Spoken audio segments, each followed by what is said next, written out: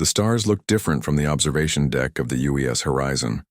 John Miller pressed his hand against the cool glass and watched as distant suns twinkled in the blackness of space.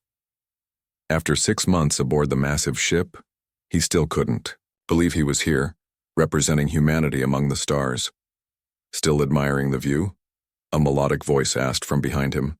John turned to see Zixtal, the ship's Novalian science officer. Her blue skin seemed to shimmer under the soft lighting, and her 4 eyes blinked in sequence, a sign of friendly curiosity among her kind. "I don't think I'll ever get tired of it," John admitted with a smile. "Growing up in Detroit, I could barely see any stars through the city lights." Zixtal moved beside him, her movements graceful and flowing like water. "The Galactic Federation has existed for over 3 centuries, yet many of us still feel that same wonder. You humans adapt remarkably quickly, though." John nodded. In 2187, humanity was still the newest member of the Federation, a collection of 27 alien species who had formed an alliance spanning 3 spiral arms of the Milky Way. Earth had only been invited to join 15 years ago, after developing faster than light travel. "Captain Chen requests your presence in engineering," Zixtal said. "The primary fusion core is showing unusual fluctuations again." John sighed and straightened his blue uniform. As the ship's lead human engineer, unusual fluctuations were his problem. "On my way." As they walked through the curved corridors of the massive ship, John noticed the usual mix of curious and wary glances from other crew members. Humans were still something of a novelty in the Federation. The engineering bay was a massive chamber filled with humming machinery. Captain Lily Chen stood next to the main console, her stern face softening slightly when she saw John. "Miller, good. The core temperature is rising again despite the cooling protocols," she said without preamble. John moved to the console and studied the readings.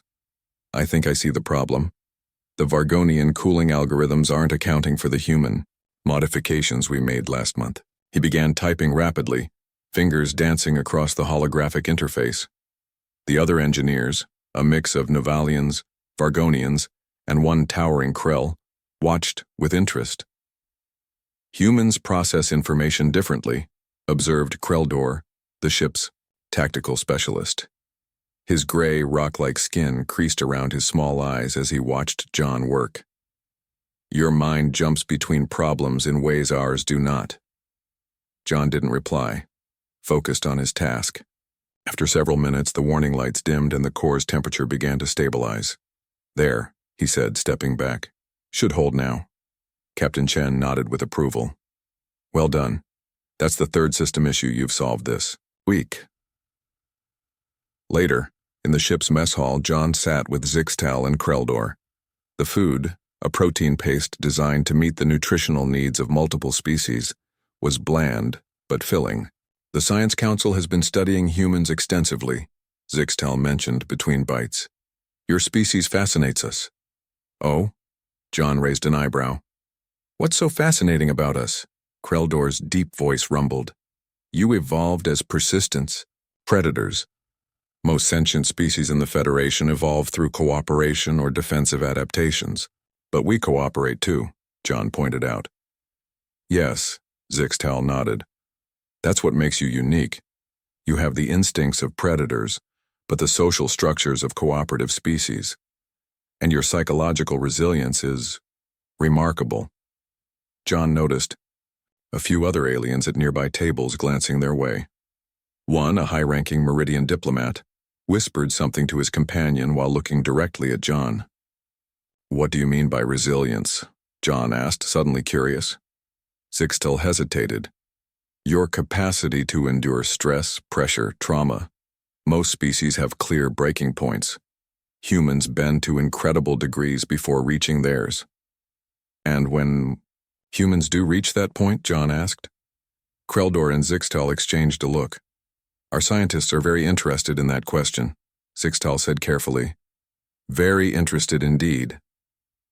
John laughed it off, but later that night, as he prepared for bed in his small quarters, he wondered about their conversation.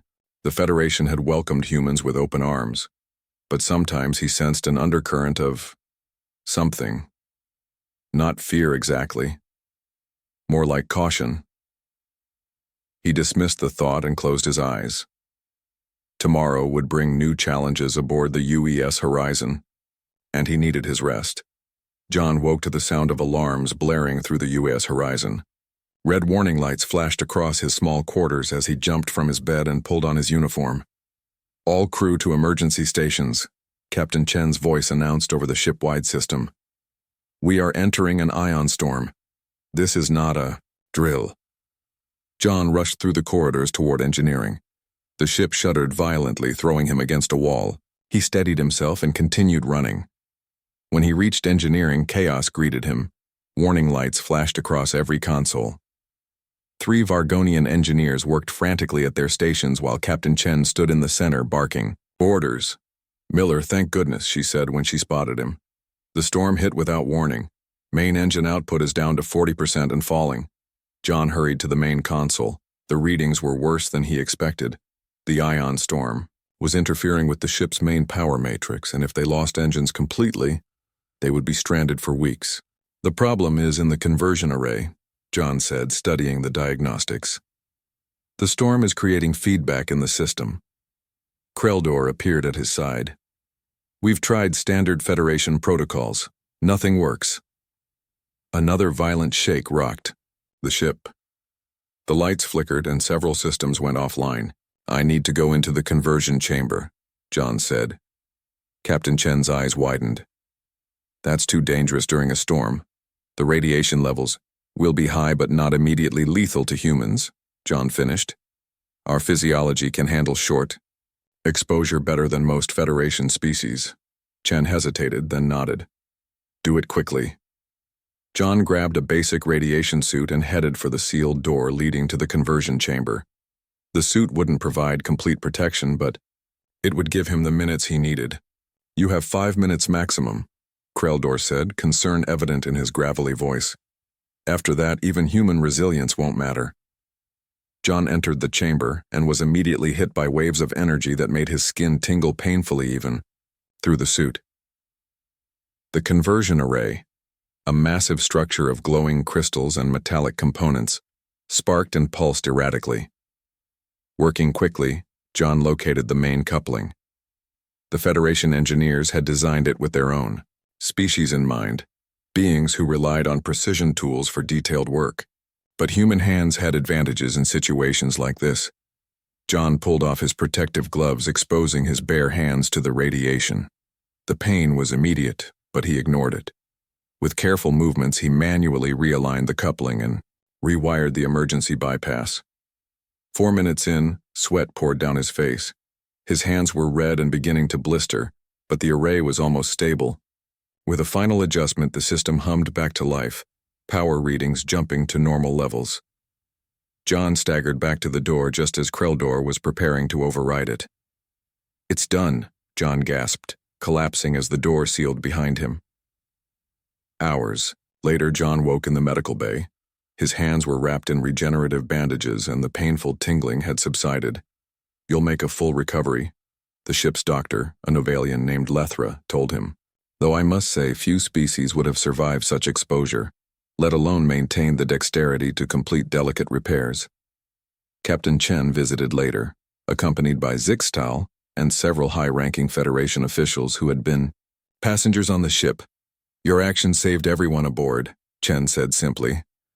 One of the officials, an ancient Meridian with silvery skin, studied John with 6 blinking eyes. "Fascinating," he said. "You willingly endured pain that would incapacitate most sentient beings, yet you remained functional." "Any crew member would have done the same," John said uncomfortably. The Meridian made a clicking sound that John's translator didn't catch. He leaned closer to another official and whispered, "This is why we must be careful with them. They endure and endure until they don't. And when a human finally stops enduring..." He didn't finish the sentence, but his companion nodded gravely. That evening, as John sat in the mess hall with his bandaged hands, he noticed the change. Other crew members still smiled and thanked him, but something was different in their eyes. It wasn't just respect, it was wariness. 3 weeks after the ion storm incident, the UES Horizon received new orders. They were to travel to Proxima 7, a small Federation research outpost on the edge of claimed space. John sat in the briefing room with the other senior crew members as Captain Chen explained the mission. "We received a distress signal from the outpost 12 hours ago," she said, her face grim. "Then nothing. We're the closest Federation vessel." "Do we know what happened?" asked Zixtal. Captain Chen shook her head. "The message was cut short, but there have been reports of Draconid activity in that sector." A tense silence fell over the room. The Draconids were not members of the Federation. They were a warrior species who believed in their natural right to rule over lesser beings. They particularly disliked humans, considering them primitive upstarts who had been granted Federation membership too quickly. "We'll arrive at Proxima 7 in 10 hours, Captain Chen continued. "John, I want you and Kreldor to lead the ground team." John nodded. His hands had fully healed, and in recent days he had thrown himself back into his duties. "Be careful down there," Zixtal told him later as he prepared his gear. "Draconids are dangerous. They see humans as—" She paused. "As what?" John asked. "As a threat," she said simply. "They've studied your history, your wars. They believe humans are too unpredictable to be allowed to spread through the galaxy.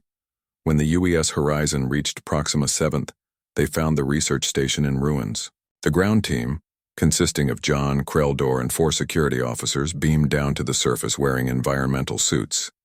The air was thin but breathable, the landscape a rocky red desert. "Life signs?" John asked, checking his scanner. "Faint. Readings inside the main structure," Kreldor replied. "Could be survivors." They approached cautiously. The station's outer walls were marked with blast damage that John recognized as Draconid weapons fire. The main door had been forced open. Inside they found 3 injured researchers, 2 Novalians and 1 Krell. There was no sign of the others who should have been stationed there. "They took them," one of the Novalians whispered when they were safely aboard the Horizon. "The Draconids, they said they needed test subjects." "Test subjects for what?" Captain Chen demanded. "I don't know, but they were especially interested in human biology. When they learned we had no humans at our outpost, they seemed disappointed." Later, as John helped process the recovered research data from the outpost, he found something disturbing. Hidden among the scientific files was an encrypted message. It took him hours to break the security, but when he did, his blood ran cold. The message detailed Draconid plans to capture humans from frontier colonies for experiments. They were particularly interested in studying human stress responses, specifically, what happened when humans were pushed beyond their breaking points. "This isn't just scientific curiosity," John explained to Captain Chen and Susan Wright, Earth's ambassador who happened to be traveling on the Horizon. "They're deliberately trying to make human snap." "But why?" Susan asked, her brow furrowed with concern. "What could they possibly gain?" "Knowledge is power," Kreldor rumbled. "If they understand human breaking points, they could use that against us in future conflicts." Captain Chen's face hardened. "We need to report this to the Federation Council. Immediately." The council meeting was held virtually from the ship's communication center. Representatives from all 27 Federation species attended. John presented the evidence they had found. To his surprise, several council members seemed reluctant to act. "We cannot be certain these experiments are sanctioned by Draconid leadership," said a Meridian counselor. "This may be the work of rogue elements." "Regardless of who sanctioned it, people are being abducted," Susan Wright argued. "We need to investigate further." "The diplomatic situation is complex," replied another counselor. "We cannot risk open conflict with the Draconids over unproven allegations." As the meeting ended with promises to look into the matter further, John caught Susan's eye. Her face mirrored his own frustration. "They're stalling," she whispered. "But why?" 2 days after the council meeting, as the UES Horizon continued its patrol near Proxima 7, an urgent message arrived from Earth. The human colony of New Hope had been attacked. John was in the middle of a maintenance check when Captain Chen's voice came over the ship-wide system. "All senior staff report to the briefing room immediately." When John arrived, he could tell by the faces around the table that the news was bad. Susan Wright was there too, her normally composed features tight with anger. New Hope was hit 6 hours ago, Captain Chen said without preamble. Draconid ships appeared without warning. They bombed the main settlement, then landed ground forces. Casualties? Kreldor asked. Over 3,000 dead, Susan replied, her voice shaking slightly. And hundreds taken captive. John felt a cold weight settle in his stomach. Taken where? Unknown, Captain Chen said. But based on the information we found, at Proxima 7, we can guess why they were taken. The UES Horizon changed course immediately, pushing its engines to maximum speed. But New Hope was 2 days' travel away, even at their fastest. I know someone there, John told Zixtal as they worked together to boost the ship's engine output. Kate Morgan. We grew up together in Detroit. She's the colony's medical director. Zixtal placed a 4-fingered hand on his shoulder. We'll get there as fast as we can. When they finally reached New Hope, the destruction was worse than they had imagined. The main settlement was in ruins. Emergency teams from Earth had already arrived and were treating the wounded and searching for survivors. John joined the ground team. As they walked through the remains of what had been a thriving colony just days before, he felt a strange calm settle over him. It wasn't shock. He knew what shock felt like. This was different. A clarity of purpose he had never experienced. Before, they found survivors who told the same story. The Draconids had specifically sought out humans, ignoring the few non-human residents of the colony. They had taken nearly 200 people, mostly younger adults, and Kate Morgan was among the missing. Back on the horizon, an emergency meeting was called with Federation representatives. Susan Wright demanded immediate action. We know who did this, she said, her voice firm. We know they're taking humans for experiments. We need to find them and stop them. The Federation Council members exchanged uncomfortable glances. Ambassador Wright, said a Meridian counselor, we understand your concern, but a direct military response could escalate into a full-scale conflict. They attacked a peaceful colony. Susan's fist hit the table. They killed thousands of innocent people. And we will respond, the counselor assured her, but through proper diplomatic channels. After the meeting, John approached Captain Chen. One of our reconnaissance drones picked up a Draconid ship leaving the Tau Ceti system, he said. Based on its trajectory, I think I know where they're taking the captives. Captain Chen studied the data. A hidden facility in the Omega Nebula? John nodded. If we leave now, we might be able to track them and find the facility. Even if we find it, what then? The Council won't authorize a rescue mission. Then we request one anyway, John said simply. To his surprise, Captain Chen agreed. They presented the plan to the Council.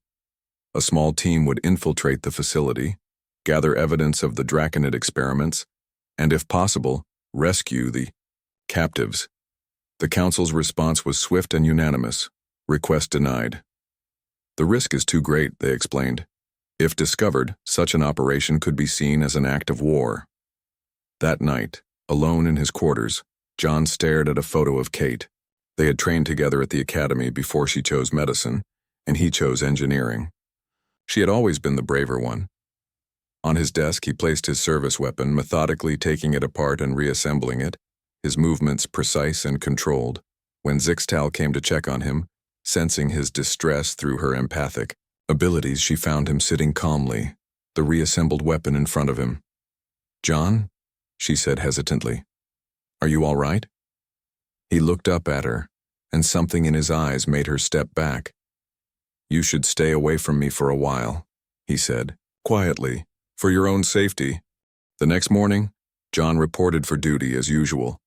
He arrived at his station exactly on time, uniform perfectly pressed. But everyone who saw him noticed something had changed. Good morning, Engineer Miller, Captain Chen said, studying his face carefully. Morning, Captain, John replied. His voice was calm and measured. Throughout the day, John performed his duties with perfect efficiency. He spoke only when necessary, his words precise and to the point. There was no anger in his manner, no visible sign of distress. Just a quiet focus that seemed to sharpen everything around him. During lunch, Kreldor joined him in the mess hall. The Vargonian tactical officer watched as John ate methodically, not rushing, not dawdling. "You seem different today," Kreldor said finally. John looked up, meeting the alien's gaze. "How so?" "It's difficult to explain." Kreldor's rocky features shifted in what passed for a frown among his species. "You move differently. Your eyes are—" He paused, searching for the right word. "Calculating." John took another bite of his meal. "I've been thinking about what happened at New Hope." "It was a terrible tragedy," Kreldor agreed. "But the Council has its reasons for caution." "Yes," John said simply. "I understand their position now." After lunch, John went to the ship's armory for his scheduled weapons training. The security chief, a Krell named Gorvin, watched with growing unease as John hit target after target with flawless precision. "You've improved dramatically since last week," Gorvin commented. John nodded. "I found my focus." Later that afternoon, Captain Chen called John to her office. Susan Wright was there too, her expression grave. "John, we're concerned about you," the captain said directly. "Zixtal reported your conversation last night." "I appreciate your concern," John replied, "but I'm fine." "Are you?" Susan leaned forward. "No one would blame you for being upset about Kate and the others." John's face remained perfectly neutral. "I've reached consensus with myself about what needs to be done." Captain Chen and Susan exchanged troubled glances. "What does that mean exactly?" the captain asked. "It means I understand the situation clearly now." John's voice remained steady, almost detached. "The Federation Council won't act, but someone has to." "John," Susan said carefully, "whatever you're thinking of doing—" "I'm not thinking of doing anything, Ambassador," John cut in smoothly. "I'm simply performing my duties." That evening, the ship's security system recorded John accessing several restricted databases. When questioned about it later, he explained he was researching Draconid security protocols as part of his engineering duties. His explanation was logical, his paperwork perfect. There were no grounds to deny him access. Before going to bed, John sent a message to his parents on Earth. It was brief, mentioning only that he was well and that his work was important. He ended with, "Sometimes we have to make hard choices to protect what matters." At 0200 hours, Zixtal woke suddenly in her quarters, her empathic senses overwhelmed by a wave of something. Not anger, not fear, something cold and focused and terrifyingly clear. She tried to identify which crew member was projecting such intense emotions, but by the time she reached out with her mind, the feeling had vanished. At 0300 hours, the night shift security officer noticed John walking through the corridor toward his quarters. His pace was unhurried, his expression calm. "Working late, Miller?" the officer asked. "Just finishing some calculations," John replied with a small smile. At 0400 hours, ship's sensors detected an unauthorized launch from the shuttle bay. By the time Captain Chen reached the bridge, the small stealth shuttle was already beyond tractor beam range, its signature disappearing into the darkness of space. In John's quarters, they found everything in perfect order. On his desk was a single handwritten note. "I haven't snapped. I've simply stopped holding back." Captain Chen stood in the UES Horizons command center, staring at the star map. The small icon representing John's stolen shuttle had disappeared 12 hours ago. "Any signal?" she asked the communications officer. "Nothing, Captain," the Nivalian replied. "He's gone dark." Susan Wright entered the command center, her face tight with worry. "The Federation Council is demanding an explanation. They want to know how a single human engineer managed to steal a military shuttle." "He didn't steal it," Captain Chen said, quietly. "The shuttle's access logs show he used his own codes that should not have worked for unauthorized launches." Kreldor rumbled from his station. "He reprogrammed the security system, changed his access level without triggering any alarms." Susan shook her head in disbelief. "One human against Draconid forces. It's suicide." I'm not so sure, Captain Chen replied. I've served with John Miller for 3 years. He's not acting on emotion. This is something else. 3 days later, an urgent message arrived from a Federation outpost in the Rigel system. A Draconid research facility had gone dark. Security footage showed a single figure moving through the complex with precise, methodical movements. The face was hidden behind a tactical mask, but the build was unmistakably human. He disabled their entire security system, Kreldor noted, with something close to admiration. No alarms were triggered until he was already gone. The footage showed the figure systematically moving through the facility, using non-lethal methods to disable Draconid guards. Each movement was efficient, calculated for maximum effect with minimum effort. Is he trying to find the captives from New Hope? Susan asked. I don't think so, Captain Chen replied. According to the facility logs, he downloaded massive amounts of data before leaving. He's gathering intelligence. 2 days after that, another Draconid outpost reported a similar intrusion. Again, security footage showed the same figure moving with the same controlled precision. The Federation Council is in an uproar, Susan reported after another emergency meeting. The Draconids are threatening retaliation if these attacks continue. They're blaming the entire human race for the actions of one man. Did you tell them he's acting alone, against orders? Captain Chen asked. Susan nodded. They don't care, but here's the strange thing. Some of the council members seemed almost pleased when discussing what John is doing, as if his actions are confirming something they've long suspected about humans. In the ship's science lab, Zixtal worked late into the night, studying the footage from the Draconid facilities. As the ship's empathic specialist, she was trying to understand John's mental state. This is not rage, she explained to Captain Chen. When beings act from anger, there are patterns, wasted movements, excessive force, mistakes. John is showing none of these.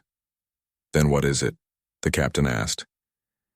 It's as if he's channeling something that most humans keep buried, Zixtal said slowly. All sentient beings evolved from predators or prey. Most Federation species evolved from prey animals that survived through cooperation. But humans evolved from predators, Captain Chen finished, who learned to cooperate. Yes. And now, John has accessed that predator state while maintaining his higher reasoning. He's hunting, Captain. Methodically, purposefully hunting. A week after John's disappearance, the UES Horizon received a coded transmission on a secure channel. It contained coordinates for a small moon in the Omega Nebula, along with detailed schematics of a hidden Draconid facility. The message was signed simply, "Still here, still sane. Found them." Captain Chen immediately called Susan to the command center. He's found the captives from New Hope, she said, showing the ambassador the data. And he's asking for help. Susan studied the information. The council will never authorize a rescue mission. Captain Chen's expression hardened. Then we don't ask permission. We've stood by long enough. As the UES Horizon changed course toward the Omega Nebula, both women knew they were likely ending their careers, but neither hesitated. The UES Horizon entered the Omega Nebula under stealth protocols. The swirling gases of the nebula helped hide their approach from Draconid sensors. On the bridge, Captain Chen, Susan Wright, and the senior staff studied the schematics John had sent them. The facility is built into an asteroid, Kreldor explained, pointing to the holographic display. Heavy security, but John has marked several weak points in their system. Any word from John since his last message? Susan asked. Captain Chen shook her head. Nothing, but sensors detect a small vessel hidden on the far side of the moon. It matches our missing shuttle. He's waiting for us, Zixtal said. The captain assembled a rescue team, herself, Kreldor, Zixtal, and 4 security officers. They would take a second stealth shuttle to the surface while the horizon remained hidden in the nebula's gas clouds. As they approached the moon, they received a brief transmission. Northridge, after sunset. 1 person only. Captain Chen went alone. Despite protests from her team, she walked across the moon's rocky surface, the thin atmosphere whistling around her environmental suit. In the shadow of a large boulder, she found John. He looked thinner than when she had last seen him, his face weathered by strain. But his eyes were clear and focused. "Thank you for coming," he said simply. "You found the captives?" she asked. John nodded. 217 humans, including Kate Morgan. They're being held in a special wing of the facility. The Draconids are... He paused. They're testing pain thresholds, trying to find breaking points. Captain Chen felt cold anger rise within her, but kept her voice steady. "What's your plan?" John showed her a small device. "I've spent the past 2 weeks learning their systems, planting remote access points. We can shut down their security grid for exactly 8 minutes. That's our window to get in, free the captives, and get out. 8 minutes isn't much time." "It's enough," John said with quiet certainty. "But there's a complication. Lord Vexthor is here." Captain Chen drew in a sharp breath. Lord Vexthor was the leader of the Draconid military faction, notorious for his hatred of the Federation and humans in particular. "He's personally overseeing the experiments," John continued. "This isn't a rogue operation. This is official Draconid policy." Back at the shuttle, they briefed the rest of the team. The plan was simple but dangerous. While John disabled the security grid, Captain Chen and Kreldor would lead the team to free the captives. Zixtal would provide medical assistance to those who needed it most. "What about Vexthor?" Kreldor asked. "Leave him to me," John said, his voice perfectly even. The operation began exactly as planned. At John's signal, the facility's lights flickered and died as emergency power kicked in. Security doors slid open as the locks released. The team moved swiftly through the darkened corridors following John's memorized map. They encountered little resistance.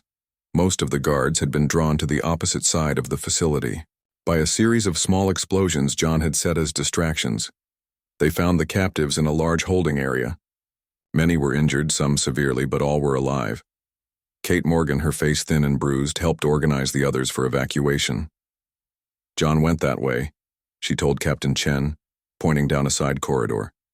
"He said he had to take care of something." At that moment, alarms began to blare throughout the facility. Their 8 minutes were up. "We need to go now," Kreldor urged.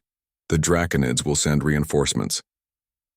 But Captain Chen hesitated, looking down the corridor where John had gone. Then the facility shook with a much larger explosion than the earlier distractions. Over the facility's communication system, a calm voice spoke in perfect Draconid language, though the words were translated by their suits. "This is John Miller of Earth. Lord Vexthor is now my prisoner. All Draconid personnel will stand down and allow the captives to leave. Any attempt to stop them will result in your leader's immediate execution." The voice was steady, measured, without a trace of anger or triumph. It was the voice of someone stating simple facts. The Draconids stood down. 3 weeks after the rescue at the Draconid facility, John Miller stood before the Federation Council. The large chamber was packed with representatives from all 27 member species. Susan Wright sat nearby, her face showing quiet support. John had surrendered himself to Federation authorities immediately after the mission. Lord Vexthor had been taken into custody, along with extensive evidence of the experiments performed on human captives. The rescued prisoners had been returned to Earth for medical treatment. "Engineer John Miller," the Meridian Council leader began, "you stand accused of stealing Federation property, unauthorized military action against a sovereign power, and violating direct orders from this council. How do you respond?" John stood, straight, his uniform pressed and perfect. "I acknowledge my actions," he said simply. The room fell silent. Most species would have offered excuses or justifications. John offered none. "Would you care to explain your reasoning?" the council leader asked. "When the Federation refused to act, I made a choice," John said. "I could not stand by while innocent. People suffered. I assessed the situation, calculated the most efficient course of action, and executed it." A Vargonian counselor leaned forward. "Without anger, without desire for revenge, anger is inefficient," John replied. "It clouds judgment and leads to mistakes. I needed absolute clarity." The council members exchanged glances. This was not what they had expected. Susan Wright rose to speak. "The council has reviewed the evidence, recovered from the facility. It proves beyond doubt that the Draconid leadership was conducting sanctioned experiments on humans and planning attacks on other colonies. Lord Vexthor has confessed as much." The council leader nodded. "That is true. However, Engineer Miller's actions remain unauthorized. And necessary," Captain Chen added, stepping forward. "I take full responsibility for my role in the rescue mission, but I remind the council that your inaction forced our hand." The room erupted in voices until the council leader called for order. Then, surprisingly, Zixtal asked to speak. "For years," she said, her melodic voice carrying across the chamber, "many in the Federation have feared humans. We've studied your violent history, your capacity for destruction. We've worried about what might happen if humans ever truly snapped, as you say." She looked directly at John. "But we misunderstood. What John Miller showed us wasn't a loss of control. It was the opposite." Kreldor joined her. "Humans don't snap like we thought. They make choices.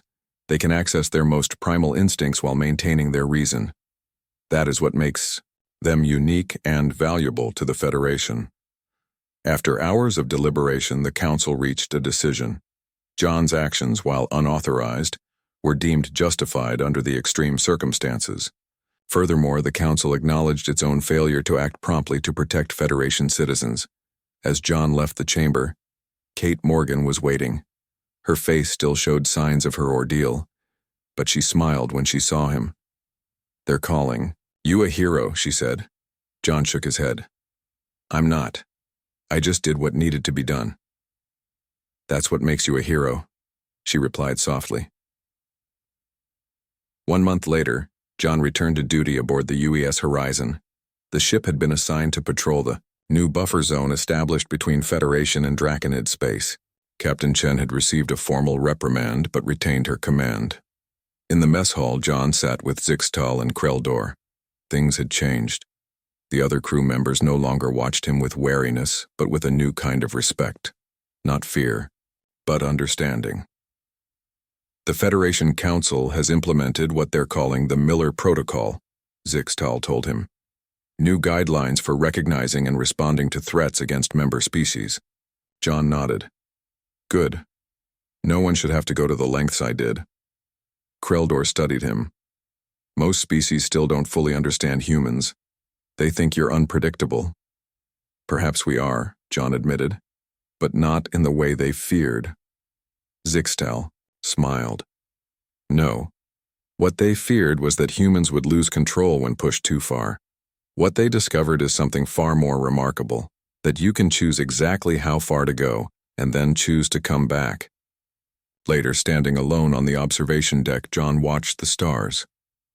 The cold clarity that had guided him during those weeks was gone, replaced by his normal consciousness. He had accessed something primal within himself, used it, and then set it aside again. That, he now understood, was humanity's true gift. Not that they snapped, but that they chose not to.